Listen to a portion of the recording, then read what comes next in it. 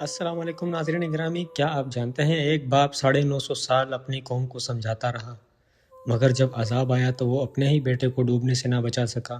جی ہاں ناظرین، یہ قصہ ہے حضرت نوح علیہ السلام کا۔ حضرت نوح علیہ السلام اللہ تعالیٰ کے عظیم و جلیل القدر پیغمبر تھے۔ آپ کا نسب حضرت آدم علیہ السلام سے جا ملتا ہے۔ قرآن مجید میں حضرت نوح علیہ السلام کو انسانیت کی تاریخ کا پہلا رسول قرار دیا گیا، کیونکہ آپ ایسی قوم کی طرف بھیجے گئے جو کھلے عام طور پر شرک، بت پرستی اور نافرمانی میں مبتلا ہو چکی تھی۔ حضرت نوح علیہ السلام کی قوم اللہ تعالیٰ کو چھوڑ کر بتوں کی عبادت کرتی تھی۔ ان بتوں کے نام ود، سوا، یغوث، یعوق اور نصر تھے۔ یہ بت دراصل نیک لوگوں کے نام پر بنائے گئے تھے، مگر وقت گزرنے کے ساتھ لوگ ان کی عبادت کرنے لگے۔ قوم ظلم، فحاشی اور نافرمانی میں حد سے بڑھ چکی تھی۔ اللہ تعالیٰ نے حضرت نوح علیہ السلام کو حکم دیا کہ وہ اپنی قوم کو ایک اللہ کی عبادت کی دعوت دیں۔ حضرت نوح علیہ السلام نے نہایت صبر، حکمت اور شفقت کے ساتھ اپنی قوم کو سمجھایا۔ آپ نے دن رات اعلانیہ اور خفیہ ہر طریقے سے تبلیغ کی۔ آپ فرماتے ہیں، اے میری قوم، اللہ کی عبادت کرو، اس کے سوا تمہارا کوئی معبود نہیں۔ اگر تم باز نہ آئے تو مجھے تم پر ایک بڑے دن کے عذاب کا خوف ہے۔ قوم نوح نے آپ کا سخت مذاق اڑایا، آپ کو جھٹلایا اور کہا، یہ تو ہماری ہی طرح کا ایک انسان ہے، ہم تمہیں جھوٹا سمجھتے ہیں۔ قوم کے سرداروں نے غریب اور کمزور ایمان والوں کو حقیر جانا اور کہا کہ اگر یہ سچا نبی ہوتا تو صرف غریب لوگ اس پر ایمان نہ لاتے۔ حضرت نوح علیہ السلام نے 950 سال تک اپنی قوم کو دعوت دی، مگر چند لوگ ہی ایمان لائے۔ اس طویل مدت میں آپ نے بے پناہ صبر کیا، لیکن قوم کا کفر اور سرکشی بڑھتی ہی گئی، یہاں تک کہ وہ ایمان لانے والوں کو ستانے لگے اور قتل کی دھمکیاں دینے لگے۔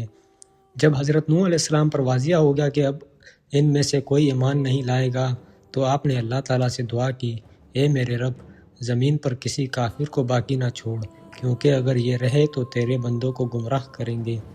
اللہ تعالیٰ نے حضرت نوح علیہ السلام کو وحی کے ذریعے حکم دیا کہ ایک بڑی کشتی تیار کریں۔ حضرت نوح علیہ السلام نے اللہ کے حکم سے کشتی بنانا شروع کی۔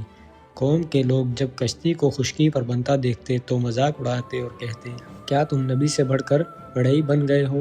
حضرت نوح علیہ السلام صبر سے جواب دیتے کہ آج تم ہمارا مذاق اڑا رہے ہو، کل ہم تم پر ہنسیں گے۔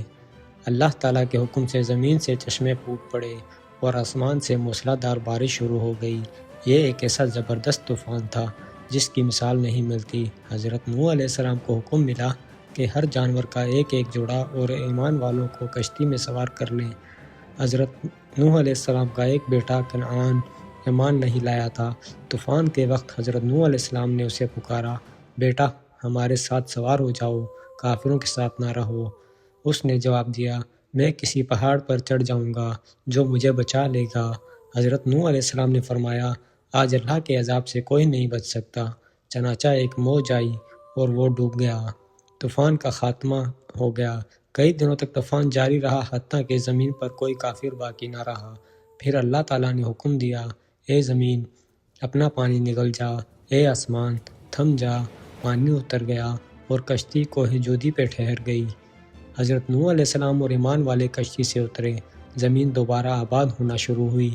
حضرت نوح علیہ السلام کو آدم ثانی کہا جاتا ہے، کیونکہ طوفان کے بعد انسانی نسل دوبارہ آپ ہی کی اولاد سے پھیلی۔ حضرت نوح علیہ السلام کا قصہ ہمیں یہ سبق دیتا ہے کہ اللہ کی نافرمانی کا انجام بہت سخت ہوتا ہے۔ صبر اور استقامت اللہ کو بہت محبوب ہے۔ نسبت یا رشتہ نجات کی ضمانت نہیں، ایمان شرط ہے۔ اللہ کا وعدہ ہمیشہ سچا ہوتا ہے۔ یہ قصہ قرآن مجید کی کئی صورتوں میں بیان ہوا ہے، خاص طور پر سورہ نوح، سورہ ہود اور سورۃ المومنون میں۔ اللہ تعالیٰ ہمیں اس قصے سے عبرت حاصل کرنے کی توفیق عطا فرمائے۔ تو ناظرین گرامی، آج کی ہماری ویڈیو آپ کو کیسی لگی کامنٹ میں بتانا نہیں بھولے گا۔ ملتے ہیں ایک نئی ویڈیو کے ساتھ۔ والسلام۔